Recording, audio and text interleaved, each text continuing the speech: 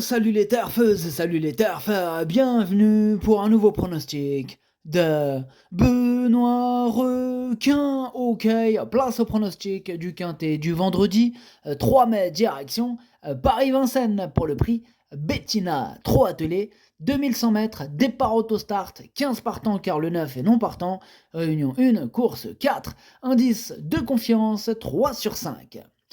Petit retour sur le quintet du mercredi 1er mai, il ne nous manquait que l'un de mes regrets, le numéro 6. Par contre, pour les VIP, ce mercredi, on a quand même le tiercé dans l'ordre, et les rapports, ils étaient pas dégueux.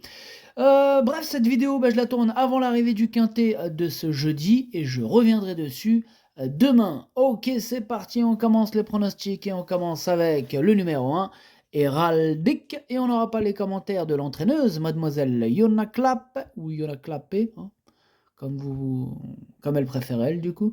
Bref, ce numéro 1 fait partie de mes préférés. En effet, c'est une première chance, il peut même tous les battre.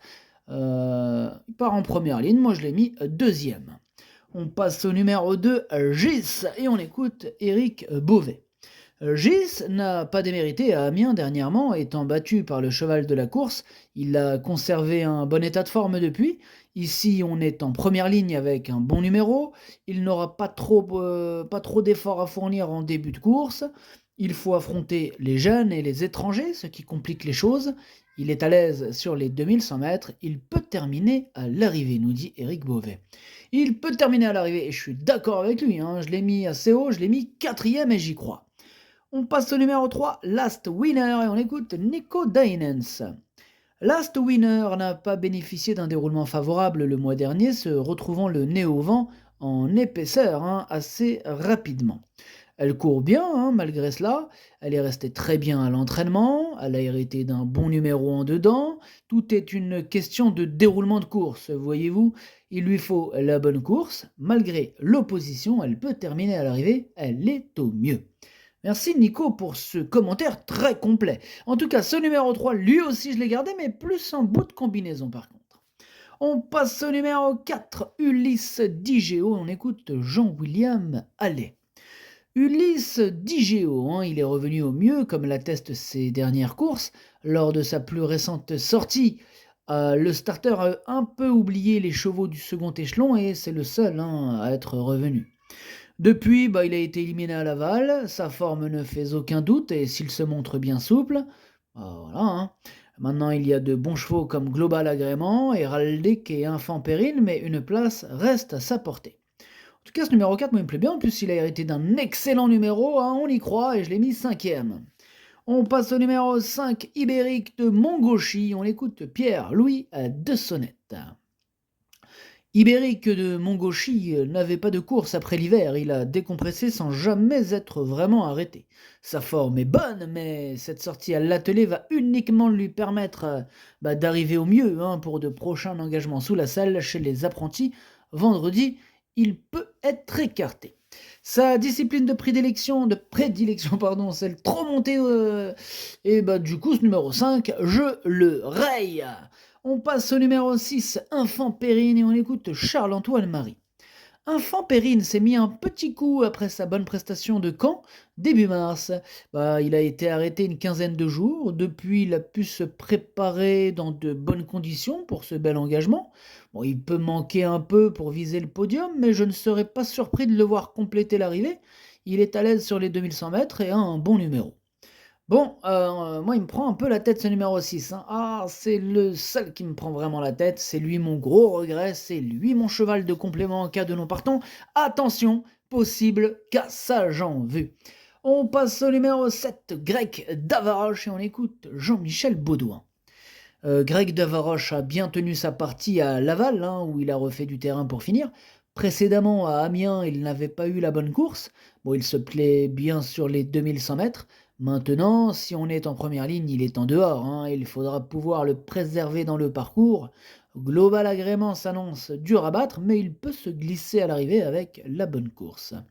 Merci Jean-Michel Baudouin. Moi, il me plaît bien ce numéro 7, et je l'ai mis 6e. On enchaîne avec le numéro 8, Gadget du GAD, ou du JAD, comme vous préférez, et on écoute Jean-François Sonnet. Gadget du GAD a engrangé pas loin de 100 000 € de gains l'an dernier sous la selle et était un peu fatigué. Bon, il a eu le droit à des vacances afin d'aborder la saison dans de bonnes conditions. Il a effectué une rentrée dernièrement à Amiens et a encore besoin de courir. Cette sortie a pour but de l'amener au top pour un futur engagement sous la selle. Vendredi, l'impasse est conseillée. C'est ce que j'ai fait, ce numéro 8, je le raye. On passe au numéro 9, qui est, on l'avait dit tout à l'heure, non partant. Donc on enchaîne direct sur le numéro 10, Do What You Do Will. Et on écoute Hansen Eric Bando. Do What You Do Will a été sanctionné pour ses allures, pour son retour au monté. Je le remettrai dans la spécialité à Vincennes où il est plus à son affaire, voyez-vous. Physiquement, il est très bien. Précédemment, sa prestation sur les 2700 mètres était excellente dans un lot de qualité. Il ne sera pas dérangé par les 2100 mètres. Son numéro 10 n'est pas un désavantage en soi. Avec de la réussite, il doit faire l'arrivée. Ok, merci Hansen Eric Bando. Alors, ce numéro 10, lui je l'ai retenu, mais plutôt, en toute fin de combinaison même, oui. On enchaîne avec le numéro 11, Marion Foutibon, et on écoute Laurent-Claude Abrivard. Marion Foutibon s'était bien comportée cet hiver dans les 2 spécialités avant de décompresser un peu après le meeting. Elle n'a pas beaucoup d'engagement, alors j'ai essayé de la préparer au mieux pour cette course. Cela dit, elle doit s'élancer en seconde ligne et n'a pas une grosse marge de manœuvre. Elle est toutefois compétitive pour les places à l'issue d'un bon parcours. Et oui, le parcours fera la différence avec ce numéro 11 que je n'ai pas retenu. Voilà, en cas de défaillance, avec un bon parcours, il peut casser du ticket. Je ne l'ai pas retenu, mais il est à l'arrière de ma petite liste des possibles troubles faits, attention. On passe au numéro 12, Conto dei Venti. On écoute encore Hansen Eric Bando. Conto dei Venti aurait sans doute pu renouer avec la victoire. Il a été un peu moins en réussite cet hiver, mais essentiellement en raison des circonstances de course. Il est resté très bien à l'entraînement, j'ai toujours apprécié ce cheval. C'est le meilleur d'ailleurs de mes 2 élèves en qualité pure. Même en seconde ligne, il a un premier rôle à jouer. Il est super chaud, Hansen Eric Bando avec son numéro 12, c'est normal. C'est un super cheval ce 12, moi il me plaît beaucoup et je l'ai mis 3e. On passe au numéro 13, Devs Définitif, et on écoute Cédric Paris. Devs Définitif, il est arrivé il y a peu à l'entraînement, avec un peu de travail derrière lui. Bon. Il n'a pas été arrêté longtemps cet automne. Bon, il est allé à la plage et a un peu de foncier derrière lui. Cette course va lui permettre de se remettre dans le bain avant de disputer une épreuve aux montées au Crozet-la-Roche lors de l'étape du Grand National du Trot. Ici, en seconde ligne, ce sera compliqué pour les premières places. Ce sera compliqué en effet pour ce numéro 13, que je n'ai pas retenu, mais qui est quand même capitaine et chef de ma petite liste des possibles casseurs de tickets repères. Attention, voilà, avec un bon parcours, un peu comme le 11, avec quelques défaillances, de chevaux en vue, avec un bon parcours, il peut casser du ticket, attention. Et on passe au numéro 14, Ipalio, et on écoute Alphonse Van Bergen. Ipalio, il affrontait de très bons lots cet hiver, il n'a pas pu se mettre en évidence. Voilà, il lui faut un parcours sur mesure pour s'exprimer, ce qui n'a pas toujours été le cas. Il n'avait pas de bonne course au printemps. Aussi, il n'a pas été revu depuis 2 mois. Bon, à l'entraînement, il est bien. Les 2100 mètres ne vont pas lui poser de problème. Il faut affronter les étrangers, mais il est compétitif. Ce numéro 14, c'est un regret. C'est mon 2e cheval de complément en cas de non partant. Attention. On passe au numéro 15, Feli Eleven, et on écoute Antonio Ripoll Rigo. Feli Eleven, il a désormais 3 courses dans les jambes après quasiment 1 an d'absence. Bon, dernièrement, il a amélioré son record sur les 2850 mètres, mais il a encore besoin de courir pour revenir au mieux. Je ne veux pas aller plus vite que la musique, et cette course a encore pour but de le dérouiller. Il va faire de son mieux, mais il aura du mal à terminer dans les 5 premiers. Ouais, c'est ce que je pense aussi, ce numéro 15, je l'écarte.